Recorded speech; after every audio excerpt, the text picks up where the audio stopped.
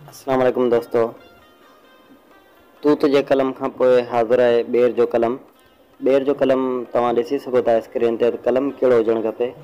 ॿेर जो कलम बि तूत जे कलम वारो साॻियो ई तरीक़ो हुजे थो, थोरो ई फ़र्क़ु हूंदो आहे। त ॿेर जो कलम बि तूत वांगुरु ई तव्हां करिणो आहे। ॿेर जो कलम थोरी सनी ॿेर हुजे त उन में थी वेंदो। हीअ जेका काठी असां ॿेर खे वढे छॾी आहे, स्क्रीन ते मौजूदु आहे, इहा ॿेर जो कलम आहे। ऐं ॿेर जो कलम यकीनन तमामु बहितरीनु तरीक़ो आहे, साॻी तरह सां तूत जे तरीक़े वांगुरु ई। हिन जे ॿेर जो कलम बि तूत वांगुरु ई अधु मां कटणो पवे थो ऐं नंढड़ी काठी सिर्फ़ु जंहिंमें अखि ज़ाहिर हुजे उनखे विचां छॾणो पवे थो, सिर्फ़ु अखि छॾे। बाक़ी ॿेर खे बि तूत वांगुरु ई तमामु नंढड़ी खल लाहे ऐं खल काफ़ी कलम अहिड़ा हूंदा आहिनि जिन्हनि में खल सफ़ा लाहे बि न आहे, अधु लाहे छॾे ॾिबी आहे, वरी उन साॻी खल जो ढकु ॾिबो आहे।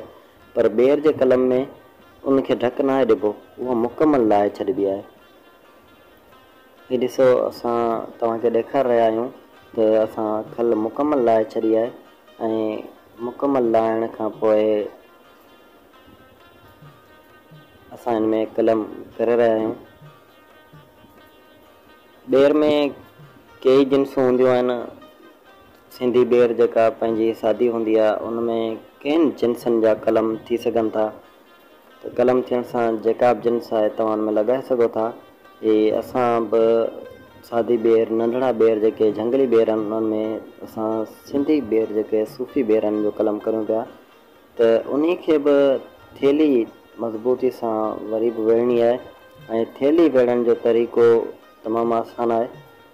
उनखे छा करिणो आहे जो अखि ज़ाहिर करणी आहे। जितां फुटाड़े जी अखि हुजे, जिते घौंच फुटण जो अंदाज़ो हुजे, जीअं पाण कलम तलाश करियूं था त उहा पाण खे ज़ाहिर करणी आहे।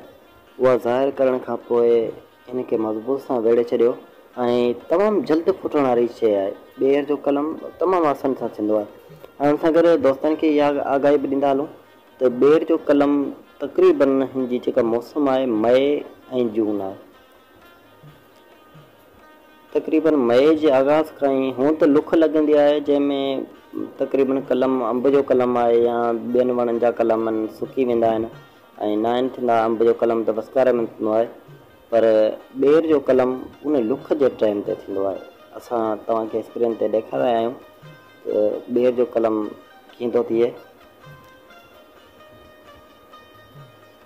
यकीनन काफ़ी दोस्त महारत बरखंदा हूंदा इन ॿेर जे कलम में, पर जिन्हनि खे ख़बर न आहे, जेके ज़राइत सां वाबस्ता आहिनि, उन्हनि जे लाइ इहो हिकिड़ो असांजी कोशिशि आहे ऐं असांखे इहा शौक़ु बि आहे अलाह जे फज़ल सां जो ॿेर जो कलम कजे।